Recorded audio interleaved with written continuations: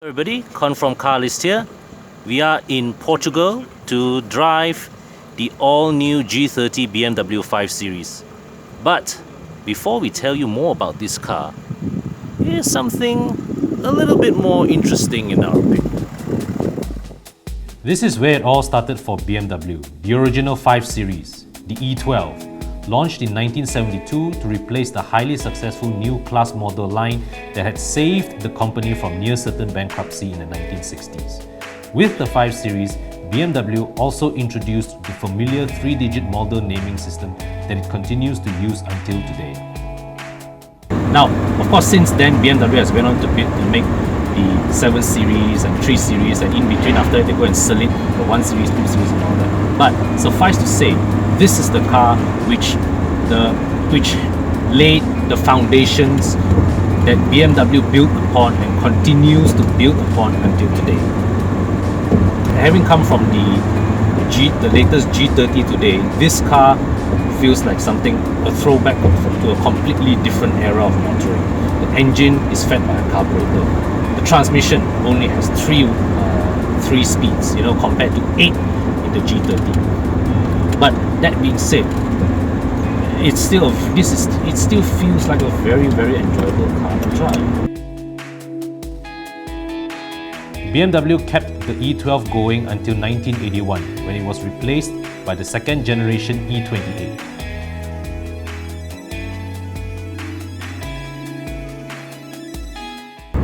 Right now, I'm in the E28 second generation 5 Series. This car, when I grew up, the E28 was the first car that I recognized as a BMW. And back then in Malaysia, the E28s had those very big and bulky US spec bumpers, which a lot of people say was ugly lah. But to me, right, at that point in time, right, that was my definitive appearance of a BMW. The E28 to me was the original BMW 5 Series, even though the E12 came first.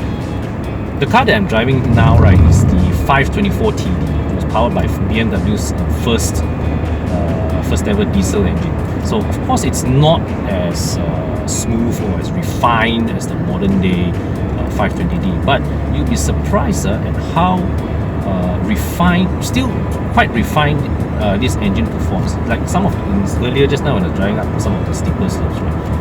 Third gear, 2000 RPMs, right? That was all I needed to pull myself up the slope. Very, very, very, very effortless. The controls too are very, very well calibrated. It's a very pleasant throwback to the era, right, where engineers did not have laptops, did not have computer modeling to tell them to program all the parameters.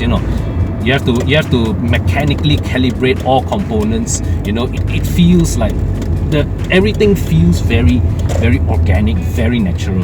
The gear change like this, for example, right? The throws are nice and precisely defined. It's something that I can't even find in many modern cars these days.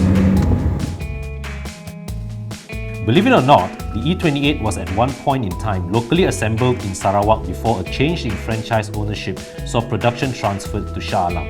We never got the 524 TD, which I had the pleasure of driving here though. All variants of the E28 in Malaysia were petrol-powered.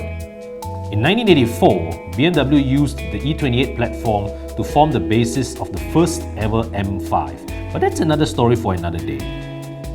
The E28 was retired after a 9-year model cycle.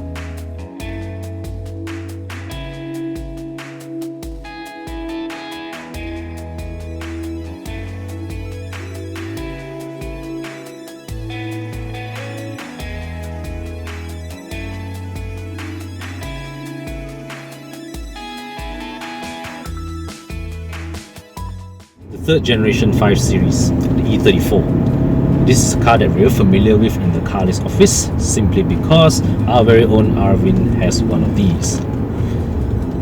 Now, it may not seem that way today, but back then, right, this car would have been a revolutionary piece of design from BMW. It broke away from that familiar template that BMW had laid with the E12 and the E28. This car did not have that distinctive sharp nose look that defined its two predecessors. Now, early this year, when Arvind first bought his 520i manual, I had a go in that car, and despite being in a condition which I would very generously describe as being that car impressed me with the sheer composure of its chassis. It handled imperfections on the road with the kind of calmness and composure, right, that would shame many modern cars. The car that I'm driving today is a 540i, so it has a V8 engine up front.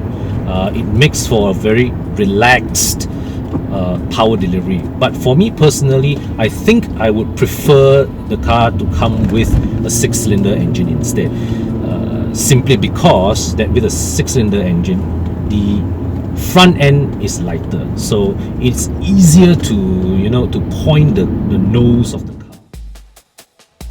Indeed, the majority of E34s in Malaysia were available in 6-cylinder 2 and 2.5-litre engines. Early units were powered by the hardy M20 12-valve single-cam engines, but later models were substantially enhanced by the more advanced and more powerful M50 24-valve engines, in which BMW also debuted one-notch variable valve timing technology. The E34 was retired in 1996 and subsequently replaced by the timeless E39.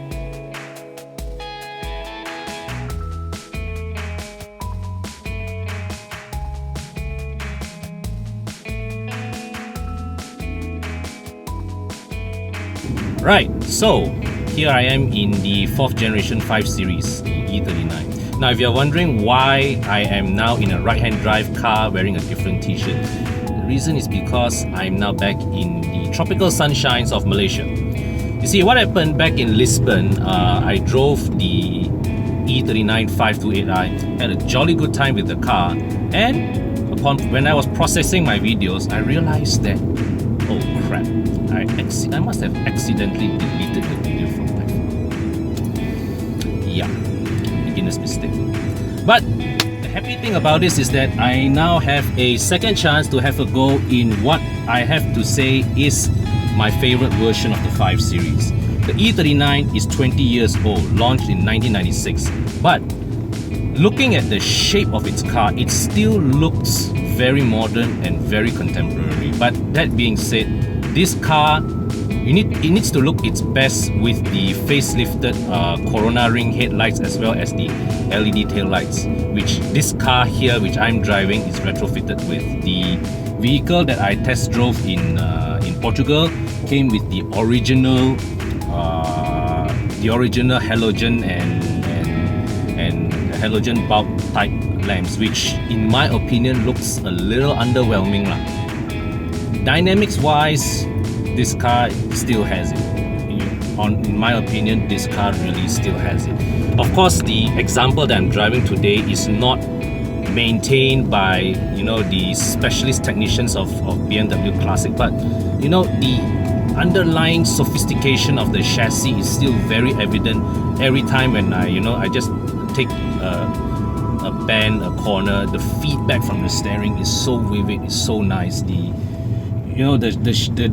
composure of this chassis is just magical to be honest. And you see, this car, right, it bridges the very mechanical E34 and before, as well as the very electronic E60 and after. So this is to me, this car, the mix of mechanicals and electronics in this car it strikes a very happy medium. And honestly, in my opinion, I'll be very happy living with this car from a day-to-day basis. The E39 was replaced in 2003 by the controversial E60. When it was first launched, the E60 attracted much criticism for its outlandish design, but the years would seem to have vindicated Mr. Bangle's efforts. I've still not warmed to the E60's appearance, but I can't argue against the fact that not only has the E60 aged very well, it still carries a very aspirational appearance. Until today, styling elements of the E60 are often copied by other car makers as well as aftermarket body kit fabricators. In 2009, BMW replaced the E60 with the 6th generation F10 5 Series. At the moment, this is the most successful iteration of the model line. BMW sold 2.2 million units of this thing, accounting for a quarter of the 5 Series all-time production total since 1972.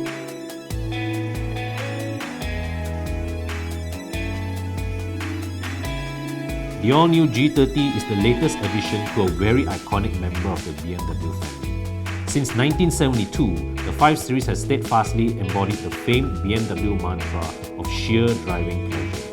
Admittedly, the older models possess a certain charm and character that the newer models can't replicate. But despite the increased electronics of the modern age, BMW still somehow manages to give their cars that magical feel that enhances the driving experience.